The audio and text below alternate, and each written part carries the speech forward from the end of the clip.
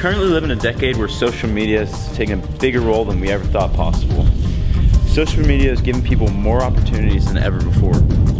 People are taking as much advantage of this as they can. This is a social media revolution. People have been given this power, and if used right, it could change the world. Did you know that Facebook represents 98% of the world's population? In 1996, Alvaro Blanco, a researcher for Foundation for Networks and Development, estimated that 80% of online content was in English. In 2009, he estimated that 45% of the content was in English. Today, he has concluded that the internet is less than 40% English. David Kirkpatrick wrote in his book, The Facebook Effect, that by early 2010, Facebook's languages represented 98% of the world's population. Not only are these languages available, but people are using them. Today, it is unknown how many Facebook users are non-English, but in 2009, it was reported that 40% of the people on Facebook were not using English. Obama used social media to his advantage in his 2012 campaign versus Mitt Romney. He was even said to have won the election because of his popularity on social networking sites. This campaign started a revolution in how people will be elected, and from now on, every presidential campaign, their popularity on social media will most likely have a huge impact on their votes. Today, people are using social media all over the world in a form of protesting and petition. Social media has become a very large part of people spreading their opinions and joining with others. The Egyptians, till this day, are still protesting using social media. They're using social media and even prompting nonviolence through it. In 2013, the Ukraine protests took place and hundreds of thousands of people used Facebook and Twitter to their advantage. Not only did this get more people involved, but it got other countries involved. Only 69% of the people involved on Facebook/Twitter were from Ukraine. The Ukraine protests were spread out geometrically because they used multiple social networking sites. This protest actively used both Facebook and Twitter, Facebook to gather people in pages and Twitter to internationally spread the protest. Facebook is seen as a gathering place for groups. People can like pages to become part of them and see them on their feed. Facebook can also be used to schedule events. Twitter is seen more of a place to see anyone's tweets. When someone's tweet is retweeted, it is shared to many people's feeds. Especially when thousands of people are retweeting one tweet, everyone can now see it. Social media provides many benefits for businesses, causing a positive impact in our economy. Social media is progressively reshaping the traditional business model and giving businesses new methods of interacting with their customers. To learn more about social media's benefits for businesses, we sat down with radio personality Terry Miners.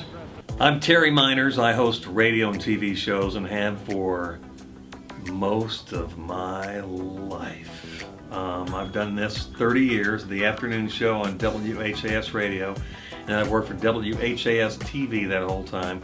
Prior to that, I was on 2 other radio stations doing morning shows. Raucous morning shows. Social media is a vital key in everything because everybody uses it. It doesn't matter the age category. Some older people are a little slower to take to it, but you're crazy if you're not on Instagram, Twitter, and Facebook. And I don't know if Snapchat's necessary, but those 3 are the you triangulate those 3 and you are in good shape social media wise. I just went to midday broadcast. Today's the day they released the brackets for the NCAA and everybody's talking about those. So I just posted online, Instagram, Twitter, and Facebook, different photos of the guys assembled there, and it helps promote our business. Our radio station, which clearly on the radio people can't see these flags, it just reminds guys what the name of the station is. But when you reach out through social media, people know you're there. People who may not normally sample your product. So we've got a lot of talk stations and music stations here, and they all get a real good bump out of making sure that whatever they're doing, for instance, we're giving away money here on the station. So later today, someone named Brian Trumbull is going to win $250. I just found it on here. And as soon as that's over, I will put that out there. So other people may see that and say, you know what, I'd like to win money too. And it just helps you as an extension of your products to be electronically connected via those various sources. And we're very big on telling our employees to promote using social media constantly. And it's a 24/7 game. I may only do a 4-hour radio show, but I can still tweet at midnight or at 6 a.m. or when something comes up that I think will help us in the overall promotion and furtherance of what we're doing here. With social networking sites such as Facebook and Twitter, businesses can create advertisements targeted towards a specific demographic. Facebook allows businesses to target advertisements based on location, language, age, gender, relationship status, interests, and education, exponentially increasing the effectiveness of the ads and click-through rate. They do oftentimes ask me if I want to boost that post, and I say, what do you mean, hold my phone higher, boost it that way? With many social media ads, the business pays for each time someone clicks on the ad.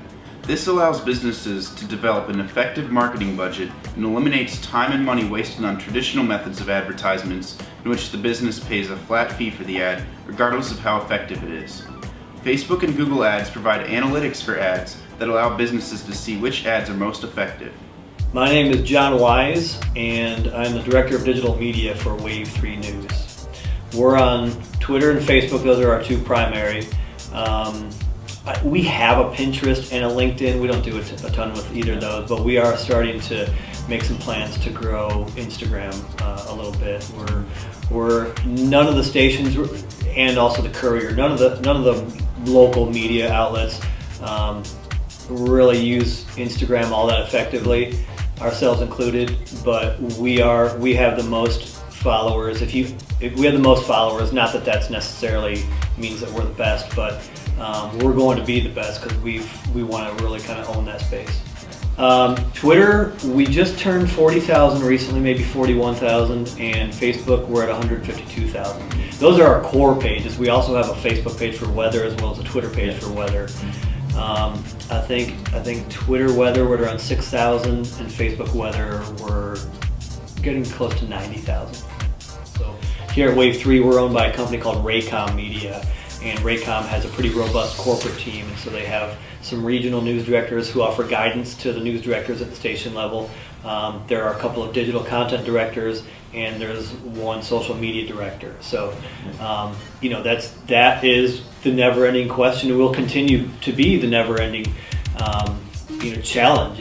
Is how do we use these social channels really to kind of not just connect with our audiences and our existing audience and add new audience, but also how do we differentiate ourselves from the way that our competitors, LKY and WHAS and WDRB, how do we do things differently? Because it's in television and in media generally, like there's a lot of sameness.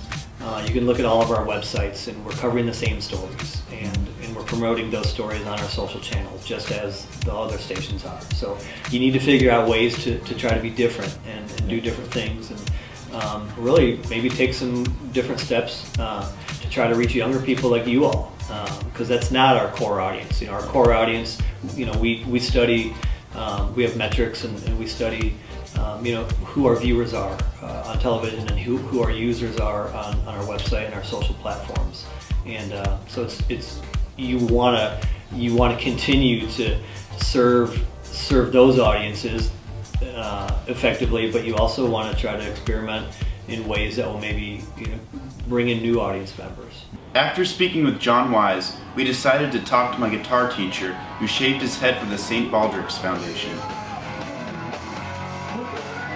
My name's Paul. I'm a guitar teacher for GC Studios. I've been teaching here since this place opened about 5 years ago. I've been teaching guitar since I was 19.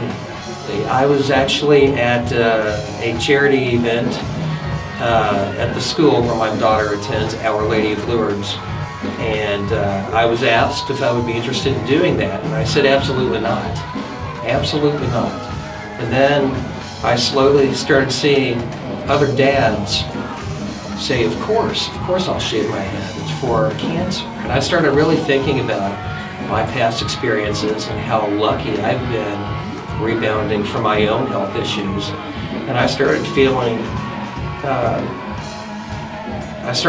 like I really needed to maybe rethink my absolutely not answer that I gave the young lady when she came by and asked. So I inevitably said, yes, I will shave my head. And it took me a while to say that because I used to have a mane of hair, as you might remember. And I think this was for a great cause. I raised a little under $1,000, but close, and others participated in that event. So many females actually participated in that event and raised well over $1,000 each. Performing in bands for such a long period of time, I've met many friends that way, and tools such as Facebook, Twitter, and Instagram really helped drive the charity, because there was something posted, there was an event posted, and there were people there that wanted to see me make a fool out of myself. Excuse me, I shake my head. And they attended, but they wouldn't have known what time, they wouldn't have known the details, they wouldn't have known how to donate. But they were simply able to click a button, and they proceeded to go ahead and donate whatever amount they wanted to St. Baldrick's in order for me to raise the goal to shave my head. There are a lot of social causes. I mean, look at the biggest thing.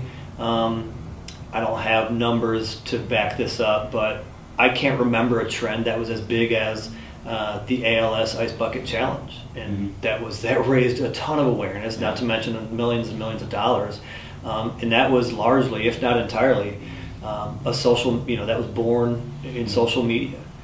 So there are things that have registered those types of numbers, but that's because not many things are going to, just because that was so great. But there are plenty of things, plenty of good reasons to use social media. I mean, Kickstarter, GoFundMe, those types of things.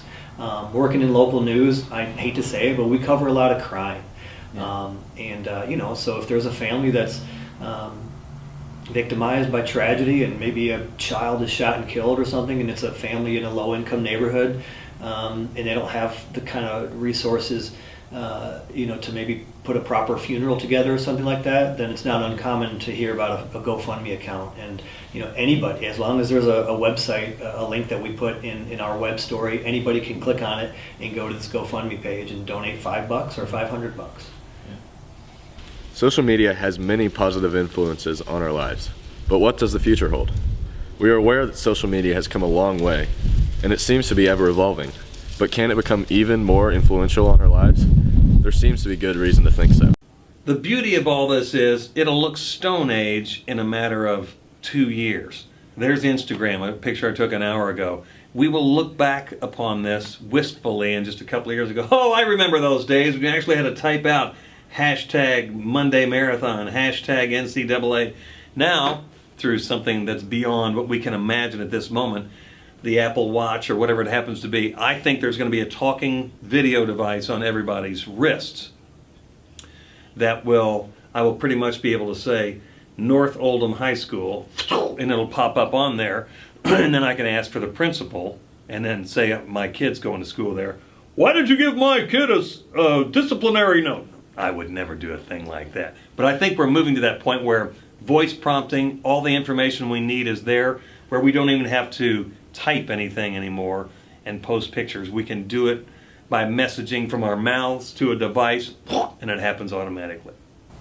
I mean, there are always new tricks. I mean, Facebook has been around for 11 years, and that's a long time in the digital landscape. Especially in the social landscape. Twitter came aboard maybe 2 years later, 6. Instagram came around a few years after that, and Instagram is really, changing the game. So I think if one of those three major players, or if a new player was to come along, I think the way that maybe they could change the social landscape is by doing what we've talked about a little bit. Doing things that are really for social good. I mean that's kind of a buzzy term, social good, but maybe not everybody knows what that means. The ALS Ice Bucket Challenge, that was a perfect example of social good, and it just took off. I don't know who is responsible for getting that off the ground, but whoever did, must be smoking a cigar right now, because that's a huge win. Whether you did, it started to raise awareness, and if we can raise a little money too, that's great, and it raised a ton of both. And if there are more projects or more campaigns that can do those types of things, then then obviously that'll further legitimize social media. The future of social media, I think we're just in the very beginning stages of that, and I think that I feel completely disconnected if I just hold a newspaper, a local newspaper in my hands. And that's very interesting, because I'll find myself at this point looking at magazines and feeling that that is old news. You know, so I think that we're just getting started, because I am of the generation of holding a tangible product in my hand to read about media. And social media has been around, you know, since the 1600s. It's just that now our tools are so much more effective and so timely. We've watched social media grow exponentially for a while now, and it becomes more and more prevalent in our lives every day. There are countless forms of social media, and they all seem to be gaining popularity by the minute. With this in mind, it's hard not to think about the lasting effect social media can have on our future.